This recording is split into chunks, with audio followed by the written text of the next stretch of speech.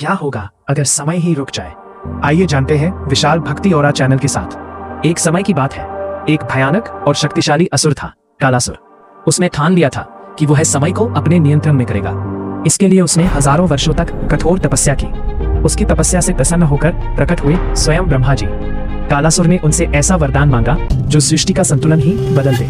ब्रह्मा जी ने उसे समय को नियंत्रित करने की शक्ति दे दी। जैसे ही कालासुर को यह शक्ति मिली, उसने पूरे ब्रह्मांड का समय रोक दिया। न दिन हुआ न रात, लोग, पक्षी, जल सब कुछ थम गया। देवता घबरा उठे।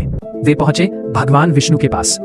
विष्णु जी ने स्थिति को समझा और सभी को लेकर पहुंचे महादेव के पास। हिमालय में ध्यान मग्न बैठे महादेव जब उन्होंने सृष्टि की यह स्थिति देखी तो उनका क्रोध भड़क उठा। उनकी आंखें खुली और पूरा ब्रह्मांड कांप उठा। महादेव के क्रोध से प्रकट हुए काल भैरव, भयानक, शक्तिशाली और अजेय। काल भैरव युद्ध भूमि की ओर बढ़े जहां कालासुर उनका इंतजार कर रहा था। दोनों आमने सामने आए। कालासुर हंसते हुए बोला, समय मेरे नियंत्रण में है, तुम मुझे नहीं हरा सकते। काल भैरव मुस्कुराए और बोले, मैं ही काल हूं। यह सुनते ही युद्ध शुरू हुआ।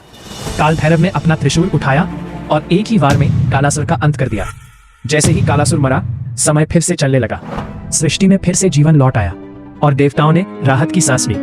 काल भैरव फिर महादेव में विलीन हो गए और तब से महादेव को काल के भी स्वामी माना जाता है। जो समय से खेलता है, समय उसे मिटा देता है।